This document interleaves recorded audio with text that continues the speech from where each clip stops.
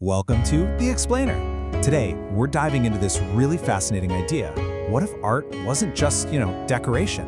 What if it was actually a tool for psychological survival, especially in these super modern, kind of sterile places we live in? So, let's kick things off with this really powerful idea. It comes straight from a strategic analysis about art in cities. And it basically says, for a certain type of person living in an urban jungle, art has to do more than just look pretty. It's got to have a function and has a real job to do. I mean, that's a wild question, right? How can a painting replace the sun? But it really gets to the core of a problem that's, well, it's pretty unique to our modern world. And to even begin to answer that, we first have to wrap our heads around the void, the emptiness that this art is supposed to fill. Okay, let's dig into this paradox. And it's something you see most clearly in those super high-end, luxury high-rises, in places like Manhattan.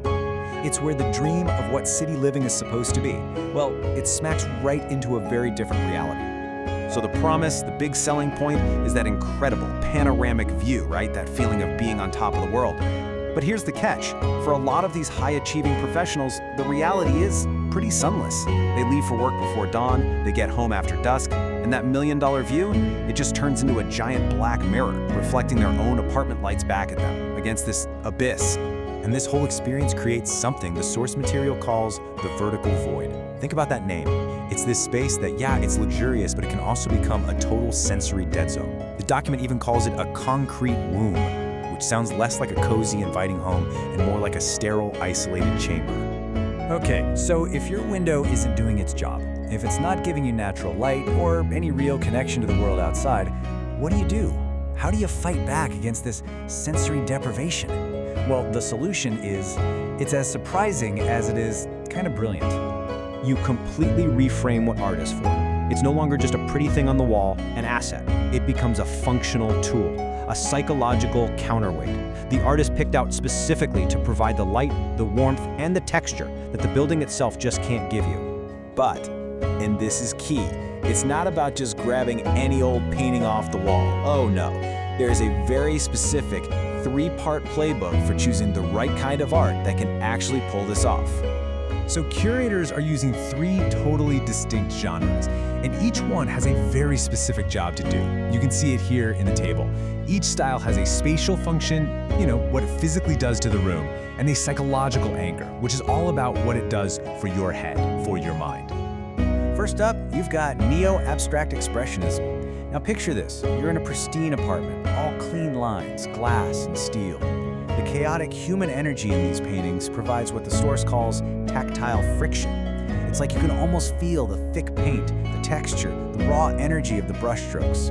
It's this gut-level reminder of a human hand at work, which is such a powerful antidote to a day spent staring at perfectly aligned pixels on a computer screen.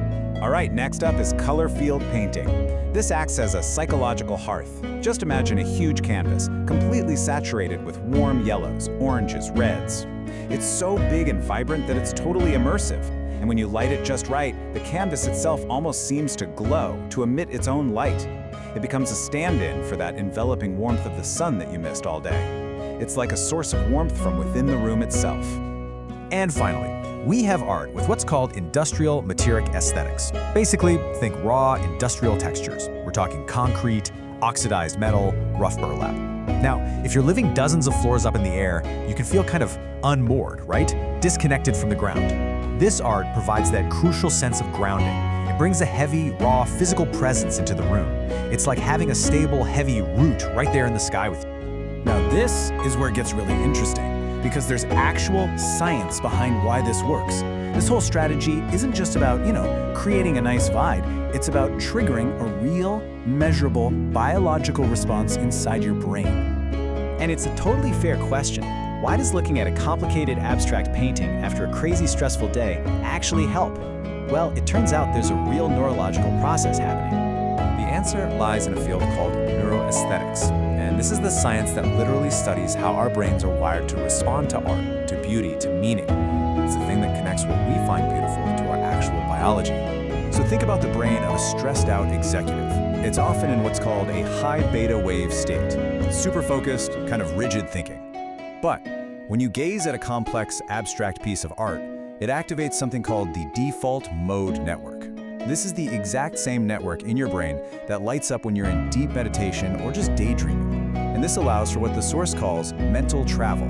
It breaks that feeling of being trapped, of claustrophobia, and offers a real, genuine mental escape. So what's the big takeaway here? The crucial point is that this whole strategy, it goes way beyond just interior design. This is a deliberate act of psychological engineering. In these hyper-artificial, totally man-made environments that we've built, we are now actively engineering sanctuaries for the human spirit. Art isn't just reflecting nature anymore. It's actually being asked to become nature, to take over its fundamental role in our psychological well-being. And this quote just nails it, doesn't it? It perfectly sums up the core mission. It's such a powerful statement about our modern lives and the creative ways we're trying to solve our modern problems. When the world we build takes something essential away from us, we find a way to build it right back, even if we have to do it on a canvas. And that really leaves us with one last thought to chew on. You know, whether you live 50 floors up or on the ground floor, it's a pretty powerful idea. What is it in your own life that gives you that essential warmth, that human texture, that connection when the world outside feels kind of cold and distant? What is your second sun?